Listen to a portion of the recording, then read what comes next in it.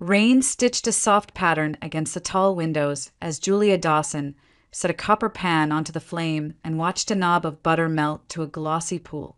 The kitchen had been designed to impress: white marble, a wall of glass, matte brass pulls that caught the dim light. But it felt cavernous with only her in it. She checked the timer for the fish already resting under foil, then returned to the arborio rice, letting it toast just long enough to release that nutty, hopeful scent before she ladled in stock and stirred. On the far counter, a bottle of white waited in an ice sleeve, sweating faintly, and beside it she had arranged a cheese board the way she remembered from the old restaurant. Fan the slices, leave the rinds, give the olives a shine. It was their 3rd anniversary. She wanted it to look effortless. She wanted it to be enough. The room tilted, not visually at first. Something inside her, tipping, as if her heart had stumbled on a step it didn't see. She set the ladle down and caught the edge of the counter with both hands. The marble was cold. Her vision tightened into a tunnel and then widened again, as if the dimmers on the world were being dragged up and down by an indecisive hand. Breathe in, count 3. Breathe out, count 3. The thud in her chest slowed, though a high metallic whine still chased the edges of her hearing. She'd had episodes like this for weeks now, sudden and unkind, and the clinic visits had been both kind and useless. Labs normal, EKG unremarkable, stay hydrated. Could be stress, let's monitor. She slid onto a stool until the sway passed. The risotto waited patiently, the rice small and stubborn. She resumed stirring.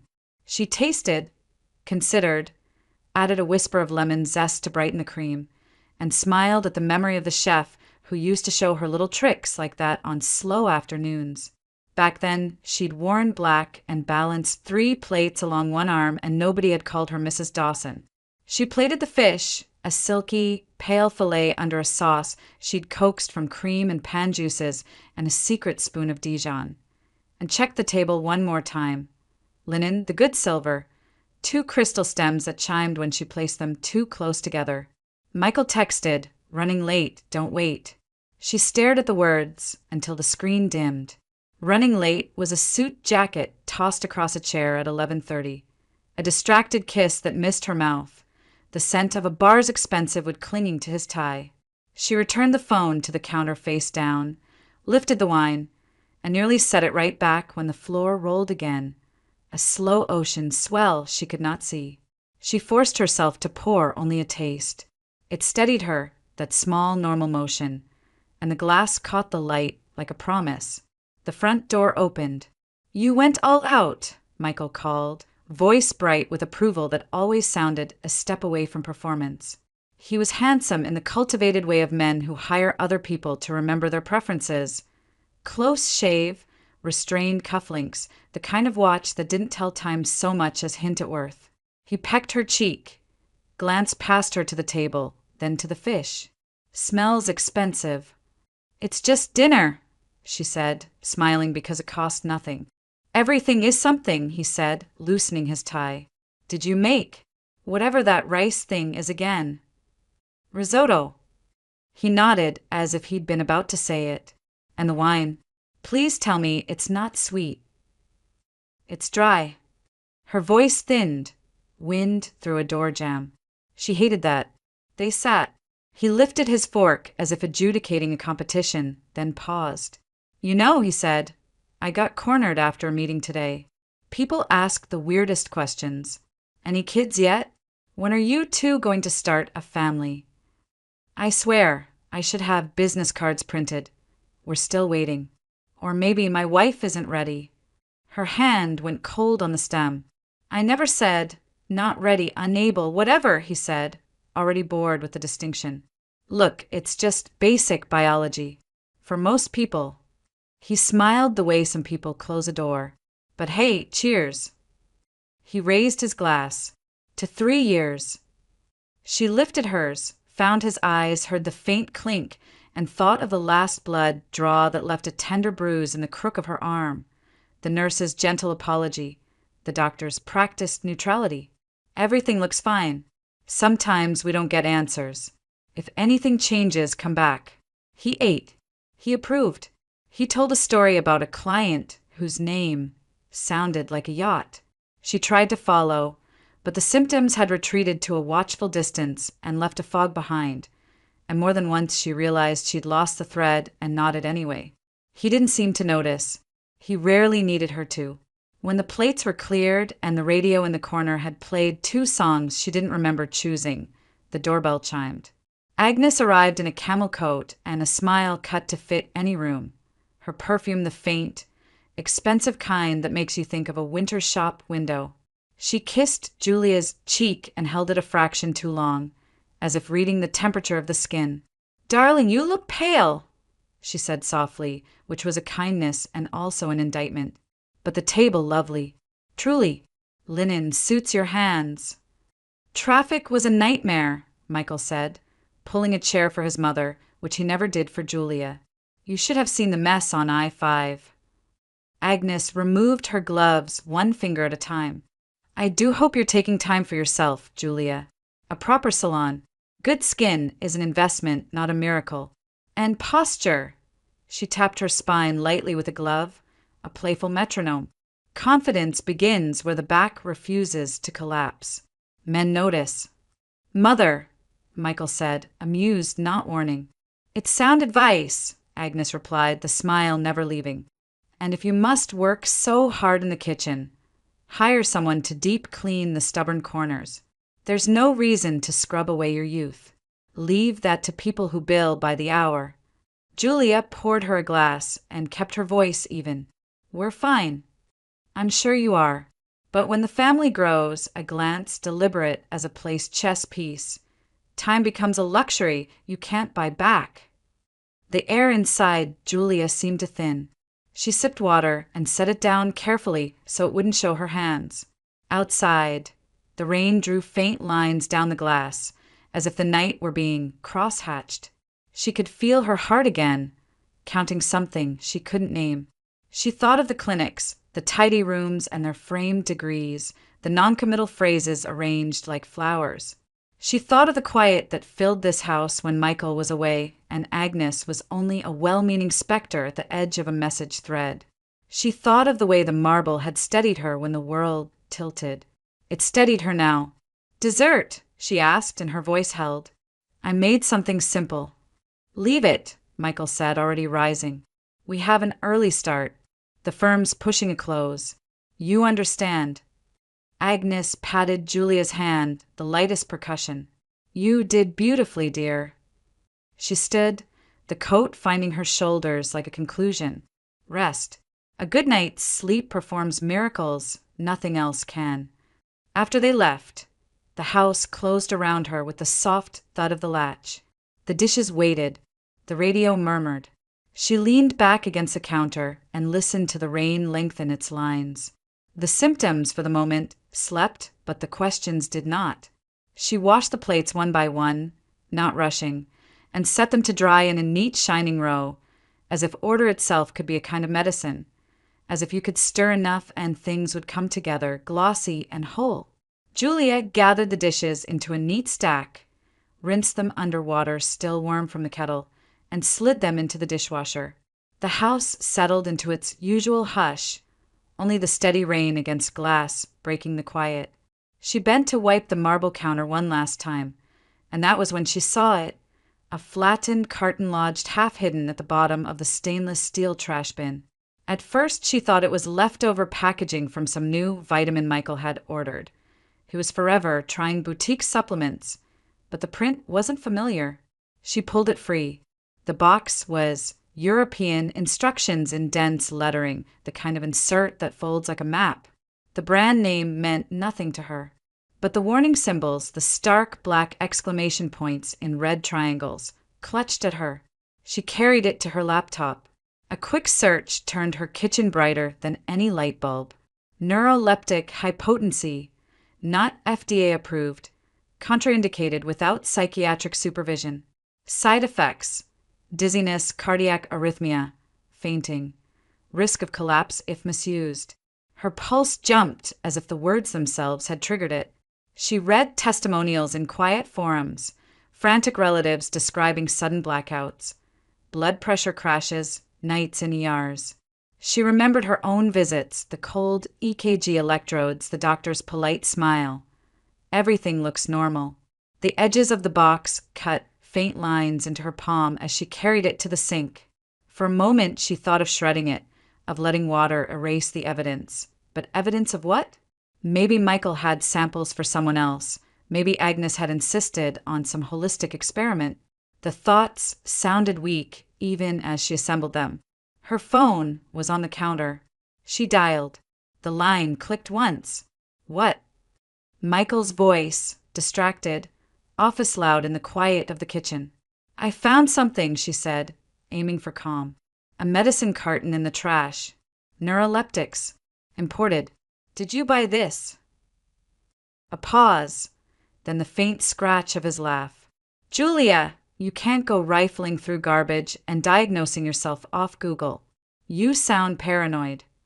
I've been sick, she reminded him softer. Weeks now.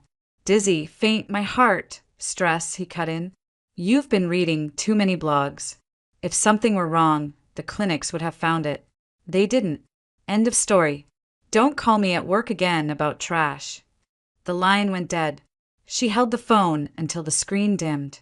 The rain had thickened, smearing the windows with lines that blurred the city lights outside. She returned the box to the counter. Its presence felt louder than the clock on the wall. If she hadn't thought to empty the trash herself, she wouldn't have seen it.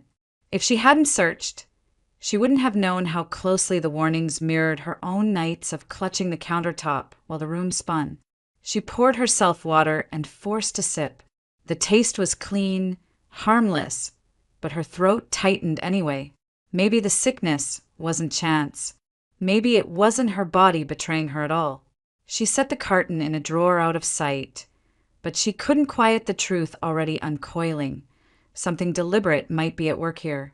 Something inside her house. She turned off the kitchen lights, but the suspicion traveled with her, whispering with every step across the hardwood that her illness might not be random, and the person closest to her might be the one behind it. Julia's hands trembled slightly as she adjusted the shopping bag on the passenger seat. Inside, cushioned between layers of tissue as though it were something fragile, sat the small black box she'd purchased downtown that afternoon. It wasn't from a department store. She'd made sure of that. She'd driven out of the neighborhood, away from familiar shops, into a block lined with electronics outlets and pawn shops. The clerk had barely looked up when she asked for a discreet security camera. He pointed to a shelf, rattled off 2 models, and swiped her card without comment. To him, she was just another customer. To her, this was survival. Back in the driveway, she sat for a moment with the engine ticking down, listening to the patter of Portland rain on the roof. The camera wasn't large, no bigger than a thumb, but the weight of what it might capture pressed on her chest. She carried the bag inside, careful not to leave a receipt in the kitchen trash this time. The house was still. Michael wasn't home yet, and Agnes wasn't due until dinner. Julia took the step stool from the pantry and placed it near the breakfast bar. Her fingers worked quickly, unwrapping the device, charging it just enough, connecting it to her laptop to test the feed. A pale image of her own face blinked back at her. She adjusted the angle, found the perfect perch above the counter where the 2 of them always sat for coffee or wine. Anyone standing there would be in full view, glass in hand, plate within reach. She mounted it, taped the cord flush, and smoothed everything until it looked untouched. From the corner of the room, she opened the app again. Clear picture. Sound steady. Timestamp running. Relief tangled with dread. She stepped down from the stool and folded it away, rehearsing her face in the reflection of the darkened window. She would have to act. She would have to smile. That evening, she laid out her armor. The dress was burgundy silk, fitted but modest, a far cry from the waitress uniform she once wore. She curled her hair into loose waves, lined her eyes softly, and dabbed color on her lips. In the mirror, she looked older than 25, not in years, but in knowing. The version of herself Michael expected was pliant, apologetic, grateful. Tonight, she would let him believe she was that woman, while the camera watched for the truth. When Michael came through the door, shaking rain from his coat, he stopped mid-motion. "Well," he said, eyebrows lifting, "don't you look different?" She tilted her head, smiling lightly. "Happy anniversary." He kissed her cheek, perfunctory but approving, and glanced toward the table. "You outdid yourself. What's the occasion?" "It's the 3rd year," she said, smoothing her dress. "Worth marking, don't you think?" He laughed, a warm sound that almost disguised the edge beneath it. "I suppose you're right." They sat together at the bar. Julia poured water into one glass, wine into another, her movements graceful, practiced. She excused herself, just checking the oven, and slipped into the kitchen proper, heart hammering. On her phone, the feed displayed Michael, alone now, reaching for the bottle of wine. He poured into both glasses, then reached into his pocket. A small packet glinted under the light as he tore it open with a casual flick. The powder cascaded into her glass. He stirred with a fork, glancing toward the kitchen as if listening for her steps, then slipped the packet back into his jacket. A moment later, he leaned over her plate of risotto and sprinkled the remainder, stirring quickly. His expression was untroubled, almost bored, like a man adding salt. Julia's stomach turned, but she kept her pace even as she returned, as though nothing had happened. She took her seat, lifted her glass, and met his eyes. He raised his own, clinked hers. "To us," he said. "To us," she echoed. She brought the rim to her lips and let the liquid brush them, tilting just enough to wet her mouth without swallowing. She smiled, placed the glass down, and lifted her fork. A small bite of risotto, touched only to her lips, then set aside. She dabbed her napkin, murmured how delicious it was. Michael seemed pleased, nodding, chewing, watching her subtly. If he noticed the hesitation, he didn't show it. He reached across, brushing her hand with calculated warmth, the portrait of a devoted husband. Inside, Julia counted the seconds. The camera had seen everything. Tonight, she would not collapse against the counter, gasping for breath. Tonight, she would walk away from the table, knowing the truth had been caught on film. She chewed one final bite of bread for show, and her heart steadied with a different kind of thrum. Not fear this time, but resolve. She smiled again, bright enough to fool him, and raised her glass once more. The camera's red light stayed hidden, its silent witness capturing every frame of the performance. The next morning, Julia sat at the kitchen table with her laptop open, the blinds still drawn against the pale Oregon light. Her hands hovered over the keyboard before she forced herself to click into the saved file. The video unfurled across the screen in grainy detail, Michael lifting the bottle, pouring wine, tearing the packet, the white powder dissolving into her glass with a lazy swirl, then into her food. He stirred quickly, his face calm, almost bored. He checked over his shoulder once, toward the very spot where she had been standing, out of sight. Then he smoothed his expression and sat down as though nothing had happened. Her stomach clenched. She'd seen it with her own eyes last night, but watching it now, with the camera's indifferent witness, turned the act from suspicion to certainty. It wasn't in her head. It wasn't stress or hormones or the vague diagnoses the clinics had handed her. Michael had been poisoning her. The person who toasted her with a smile had tried to slip her into silence. She leaned back, the chair creaking, and let out a slow, careful breath. Fear tried to fill the space around her, but resolve pressed back. She couldn't confront him yet, not without a plan. She needed more than one video. She needed a pattern, something undeniable. So she rehearsed a new role. That evening, when Michael returned, she allowed him to pour her tea, smiling faintly as he set the cup before her. She waited until he turned to check his phone, then lifted it to her lips, let the steam brush her face, and tilted it just enough for a convincing sip. Later, she emptied the contents into the sink, rinsed the porcelain, and placed it back in the cupboard as if she'd finished every drop. Days turned into a rhythm. Michael brought her glasses of juice in the morning, cocoa at night, little offerings wrapped in the soft tone of a caring husband. "You've been so pale lately," he murmured one evening, setting a steaming mug before her. "This will help." His eyes lingered with mock concern. She smiled back, touched the cup to her lips, and excused herself to fetch a napkin.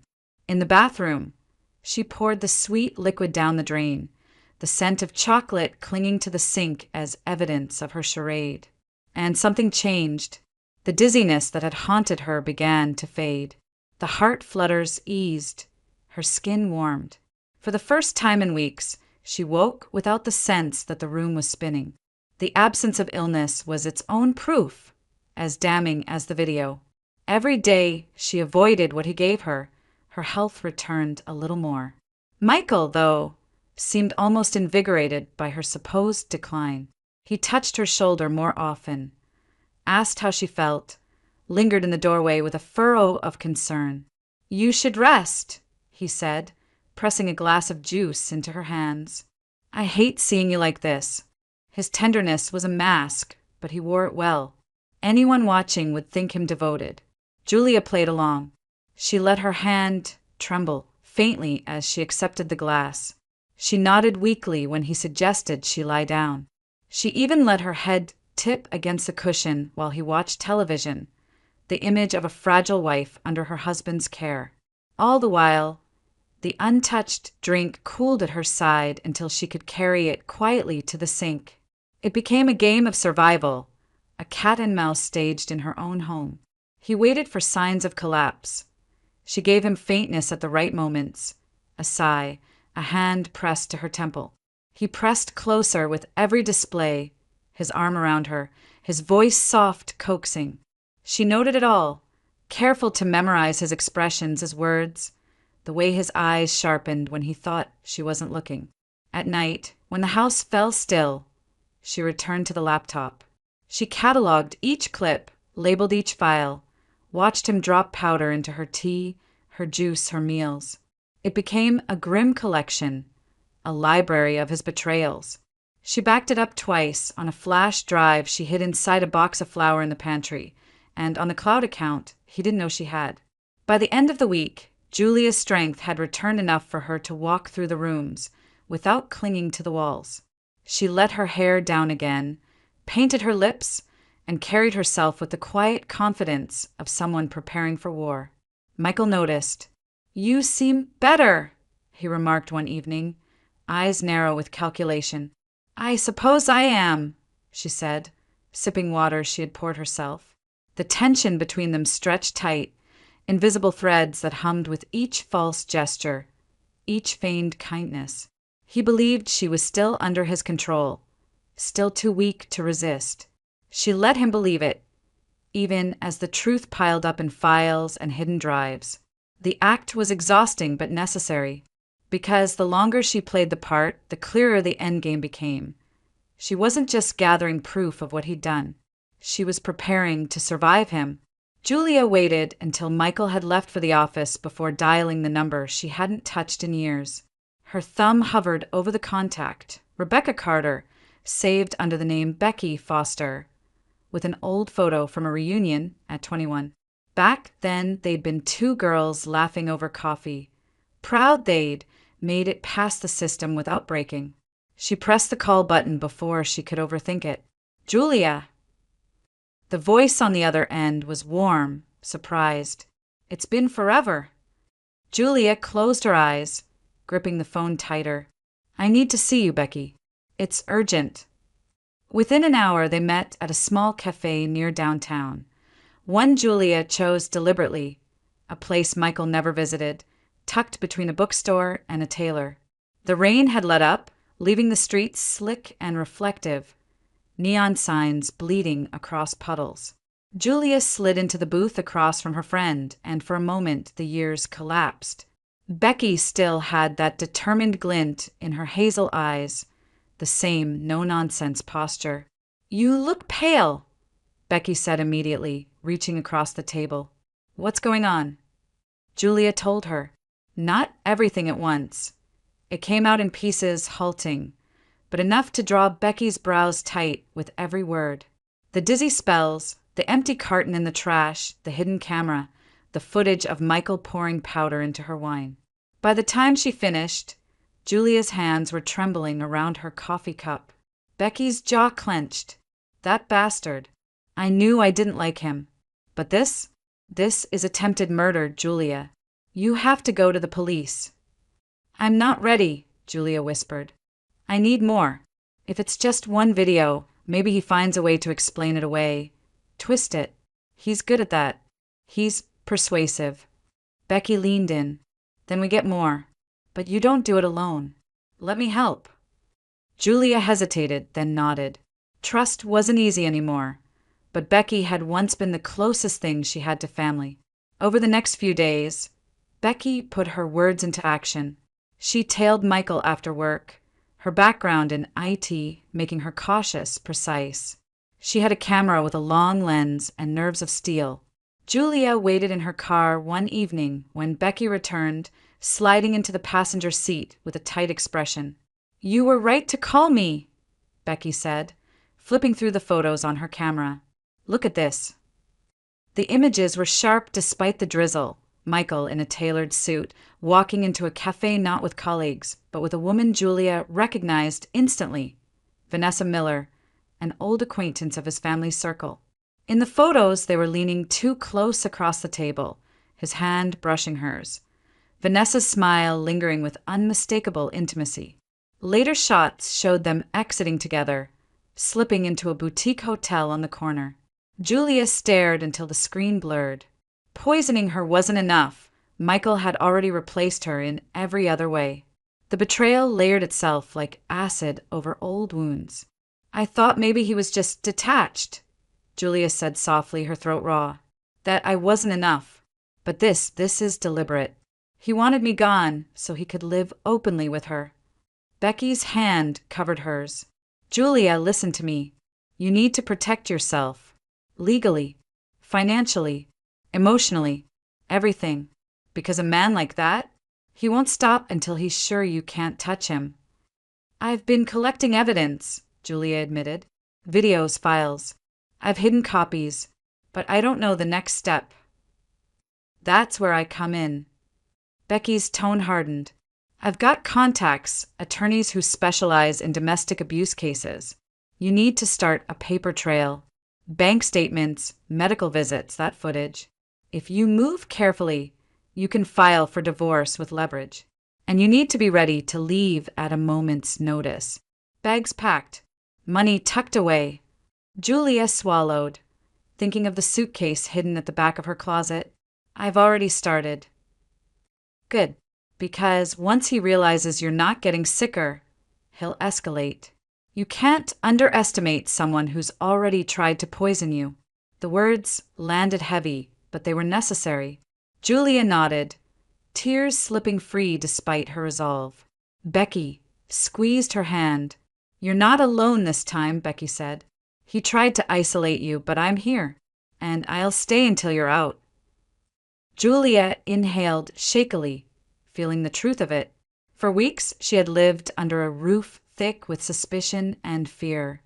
But here, across from Becky, she felt a sliver of strength return. The evidence of Michael's affair was a knife in her chest, but it was also a weapon she could wield. He wasn't just a husband gone cold. He was a man who wanted her erased, body and name. And now she had proof of both his betrayal of her heart and his attempt on her life. The path ahead was terrifying, but at least it was clear. She would prepare, gather everything she needed, and when the moment came, she would not falter.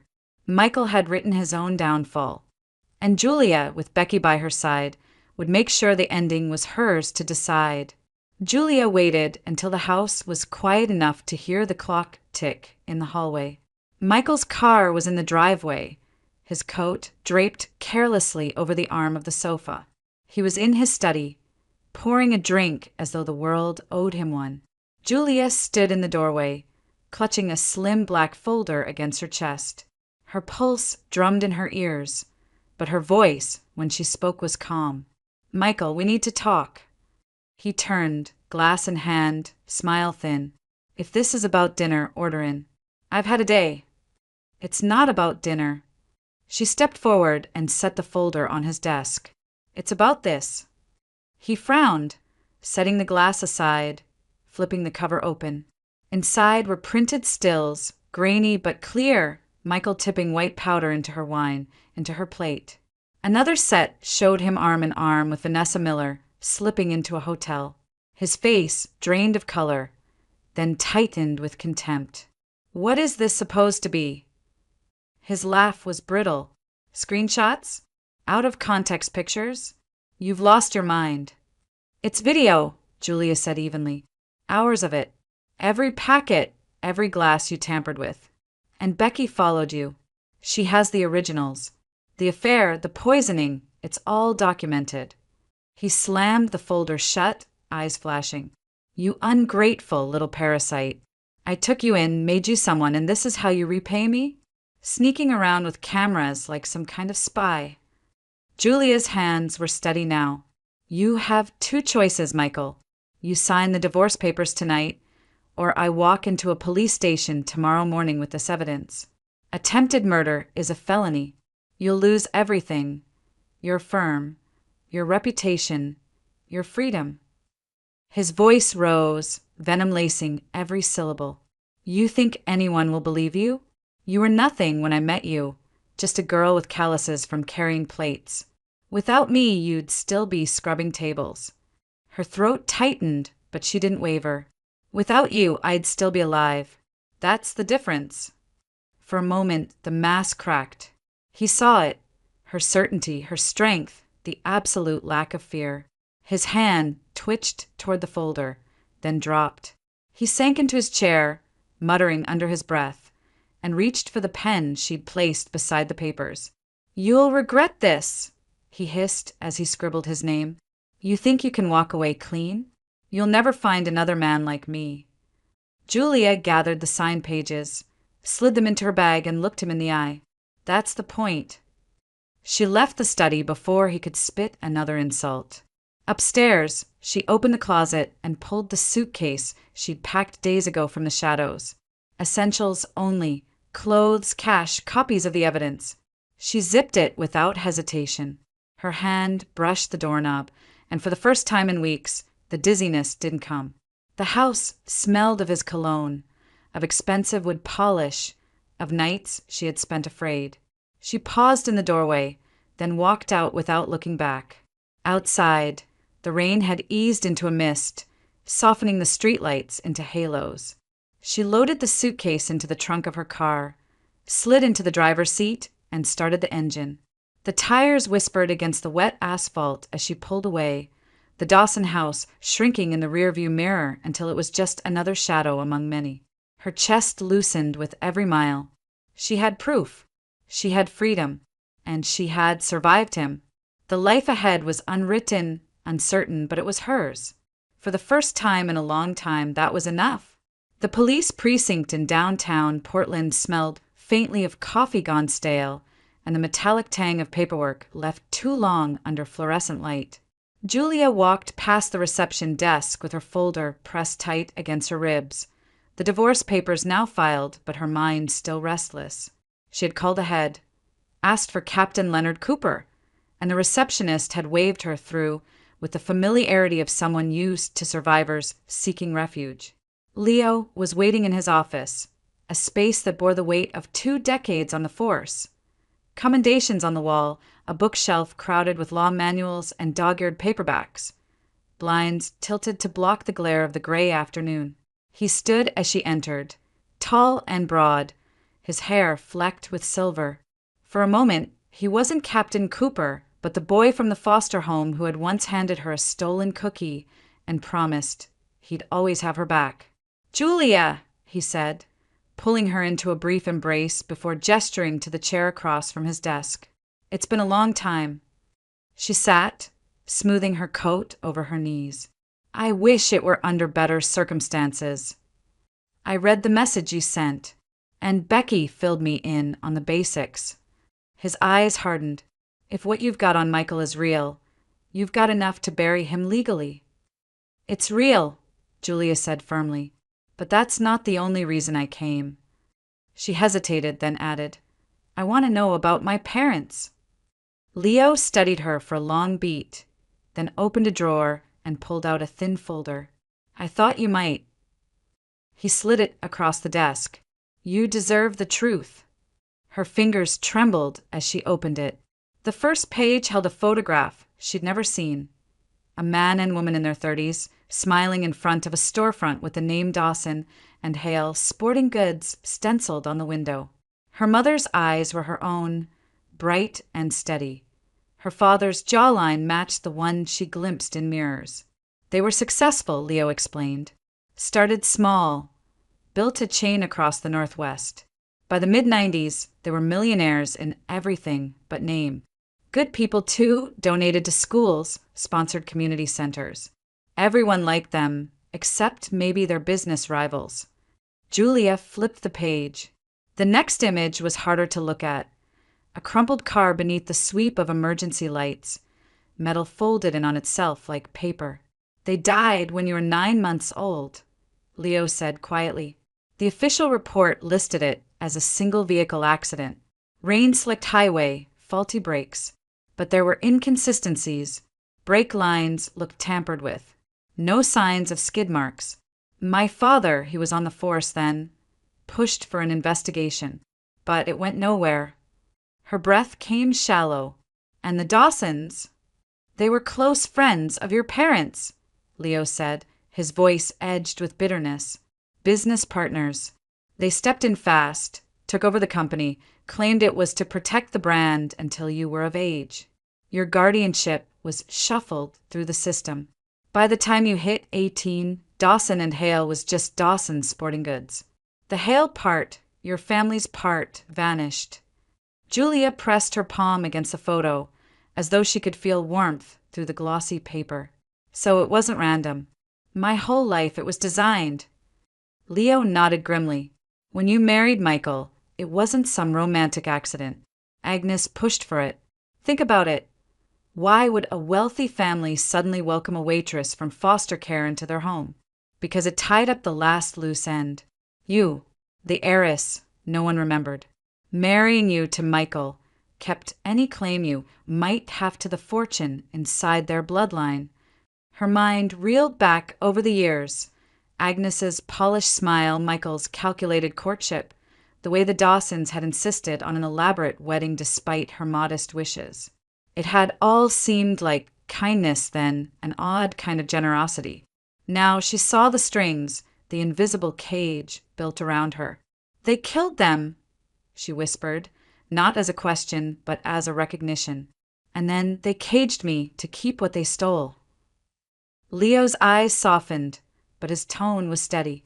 I can't prove they cut those brakes, not now. Too much time has passed, too much evidence lost. But I can prove this. You are the legal heir to what they built. And with the divorce finalized, you're free. Michael doesn't own you, and Agnes can't manipulate you anymore. Julia shut the folder and sat back, her breath unsteady. The betrayal stretched beyond marriage, vows, and poison wine. It reached into her bloodline, into the very absence of the parents she'd never known. What she had thought of as bad luck or fate had been something else entirely.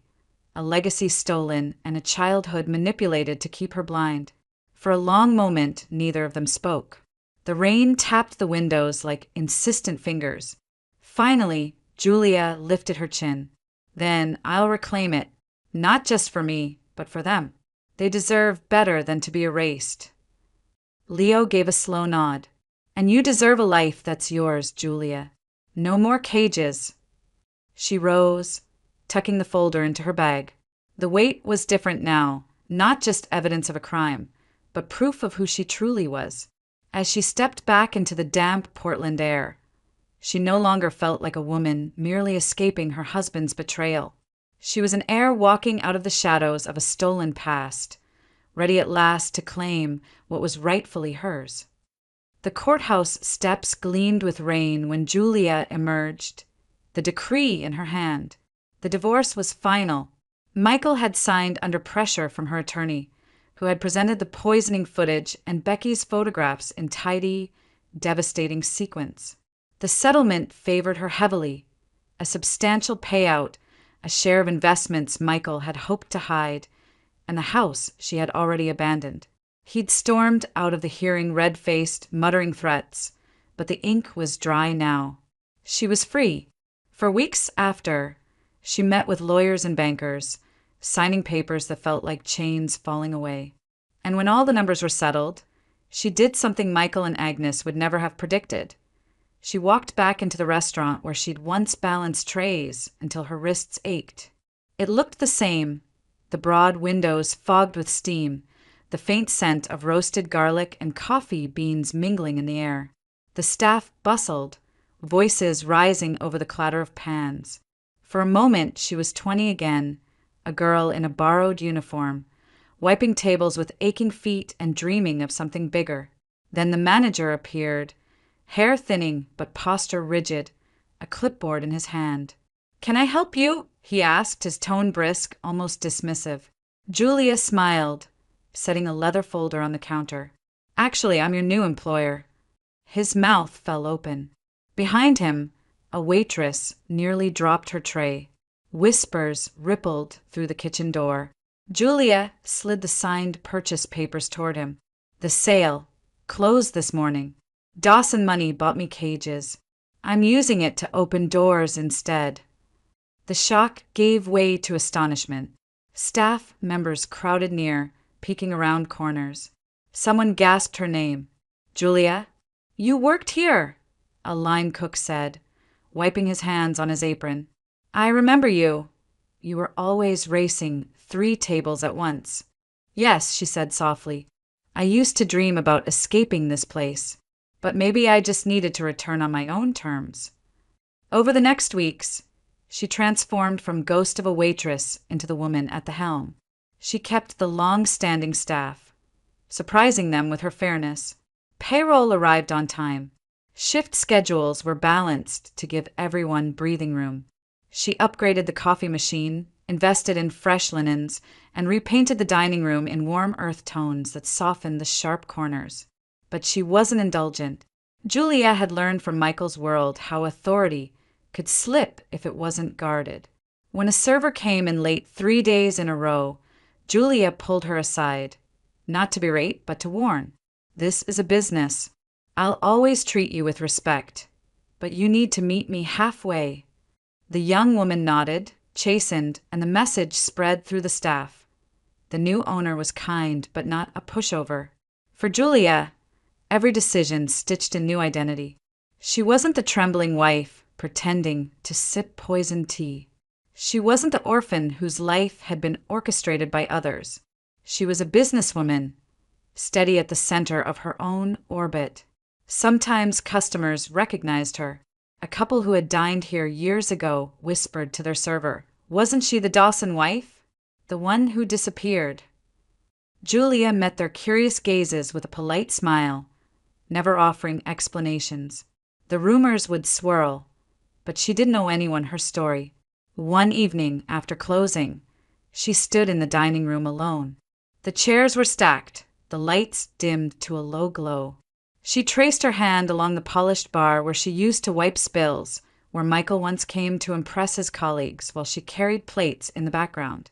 Now she owned the ledger, the liquor license, the mortgage. Her name was on every document. Becky stopped by that night, sliding onto a bar stool with a grin. "You did it," she said.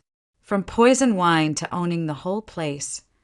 Julia poured them both a glass of sparkling water and raised hers. "To survival," she said. "No," Becky corrected gently, clinking glasses. "To living." The carbonation fizzed against Julia's lips, crisp and clean. She set the glass down and looked around the room, hearing not the clatter of old memories but the hum of possibility. For the first time in years, she felt whole. She wasn't defined by what had been taken from her. She was defined by what she had built and what she would build next. The restaurant would open again tomorrow at 9 sharp. Julia Dawson, once a waitress, now the owner, would be there at the door, not to serve out of necessity, but to welcome on her own terms. The shift was complete. She had become the woman her parents might have dreamed she'd be. strong, unshaken, and undeniably her own.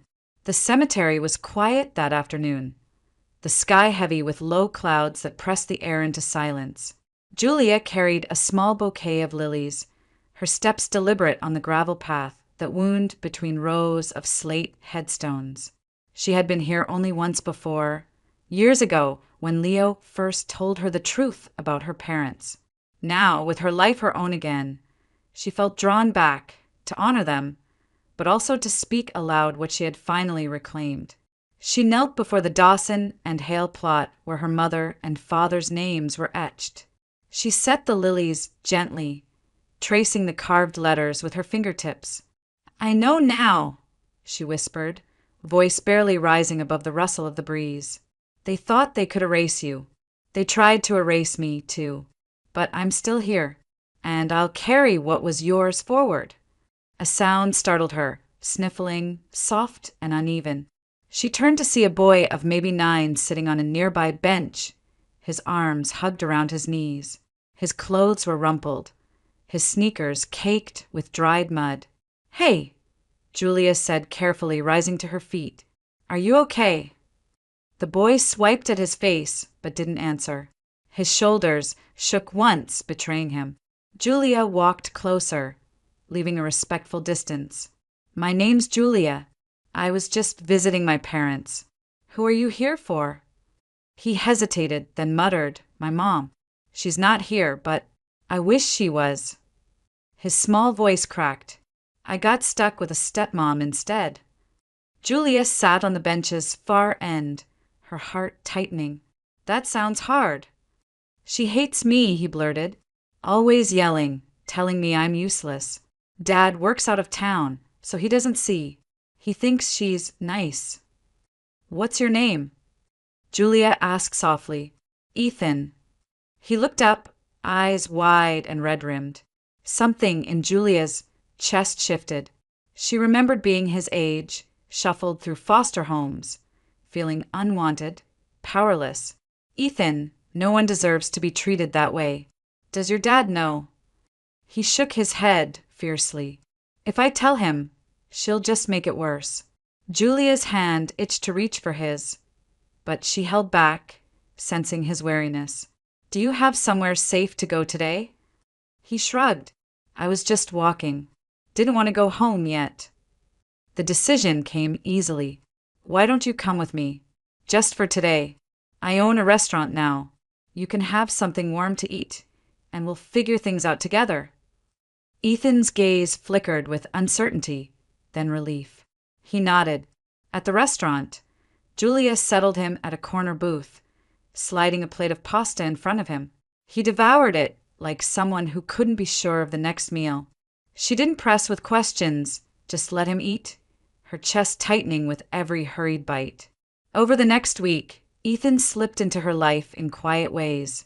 He did his homework at the bar after school, helped fold napkins with the staff, even followed her into the office once, fascinated by the idea of being the boss. Julia found herself smiling more than she had in months.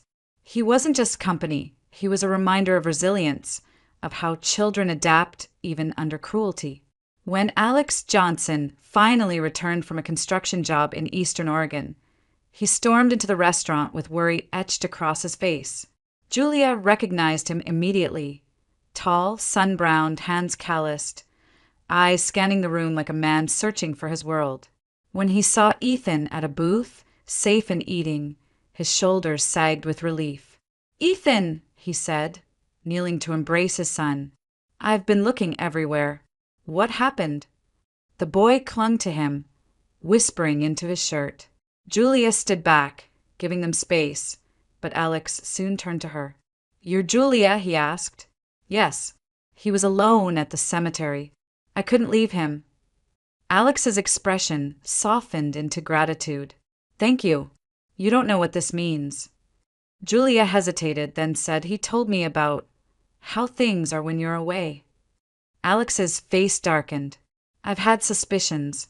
I work long jobs, weeks at a time. I thought she was managing, but I should have listened better." He looked at Ethan again, his jaw set. "That ends now." Respect stirred between them in that moment. Mutual understanding forged from scars. Julia saw not just a weary construction worker, but a father determined to protect his son. Alex saw not just a stranger, but a woman who had offered kindness when his child needed it most. Over the following days, Alex returned often, sometimes with Ethan in tow, sometimes alone. They spoke over coffee after closing, sharing stories of hardship and small victories. Julia told him pieces of her past, enough to explain why she had opened her doors to Ethan so easily. Alex listened without judgment, his steady presence grounding her. Affection grew quietly, not in grand gestures, but in simple moments. Ethan laughing in the kitchen while Julia baked, Alex fixing a loose hinge on the restaurant door without being asked, Julia catching his eyes lingering on her when he thought she wasn't looking. It wasn't love yet, not fully, but it was something truer. Respect, trust, and the faint beginning of belonging. For Julia, it was the first time in years she felt like she was building a life not just for herself, but with others beside her. And for Ethan, it was the first time in a long while he felt wanted, not as a burden, but as someone worth protecting. Spring arrived in Portland with soft rains and trees budding along the sidewalks, a gentler season than the one Julia had survived. The restaurant thrived under her leadership, but her greatest transformation came quietly without fanfare. One morning, in a courthouse far simpler than the one where her divorce had been finalized, Julia Dawson became Julia Johnson. She and Alex had chosen a ceremony with only Ethan, Becky, and Leo present, family by bond rather than blood. No lavish gowns, no photographers, just vows spoken with sincerity, hands clasped firmly together, the knowledge that this time love was built on respect instead of control. Weeks later, Julia sat in the dim glow of an ultrasound room, Alex's hand enveloping hers. The monitor flickered with fuzzy images, and then the technician smiled. 2 heartbeats, she said. Congratulations, you're having twins. Julia blinked against tears. 2 lives fluttering within her. A future she had once believed poisoned away. Alex kissed her temple, his voice hushed. They'll never know the kind of fear you went through. We'll make sure of that. Meanwhile, the Dawsons' empire crumbled. Michael, stripped by the settlement and further lawsuits, lost his firm to scandal. Clients fled when whispers of attempted poisoning reached the press. Rumors Julia never confirmed but never denied either. Agnes, her once impeccable image tarnished, found doors closing in the social circles she once ruled. Friends stopped calling. Charities rejected her. The Dawson name, once synonymous with wealth, became a cautionary tale of greed and arrogance. They lived now in a smaller house, shadows of their former selves, blaming each other for their downfall. Julia never visited them, never sought a confrontation. She didn't need to. Their collapse was punishment enough, a slow exile into irrelevance. She had discovered that revenge wasn't always loud. Sometimes it was the quiet decay of those who had built their lives on manipulation. On a gray Sunday afternoon, Julia returned to the cemetery, this time with roses instead of lilies. She knelt before her parents' graves, her growing belly pressing gently against her dress, and laid the blooms with steady hands. I found my way back, she whispered. They tried to erase us, but we're still here. Your names, your legacy live on through me. She felt Ethan's small hand slip into hers, grounding her. He had insisted on coming. Now a boy who laughed more easily, his eyes brighter with safety. Alex stood behind them, solid and reassuring, his presence a quiet promise of permanence. Julia rose, brushing her fingertips once more over the carved letters of her parents' names. She didn't feel sorrow this time. She felt rooted, connected, strong. She turned to her family, the one she had chosen, the one she had built, and smiled. As they walked back toward the car, rain began to fall, light and refreshing, washing the stone clean. Julia tilted her face to the sky, unafraid. She knew now that truth and resilience outweighed all the wealth and schemes the Dawsons had wielded against her. Justice hadn't arrived in a gavel slam or in shouted accusations. It had arrived slowly, enduringly, in the life she had claimed back piece by piece. And as the roses soaked in the rain, her parents' memory stood taller than any empire Agnes or Michael had stolen. Julia Dawson, once a waitress, once a pawn in their games, had become Julia Johnson, a woman who had survived, rebuilt, and triumphed. And her revenge was the sweetest kind. Not destruction, but the life they could never take from her again.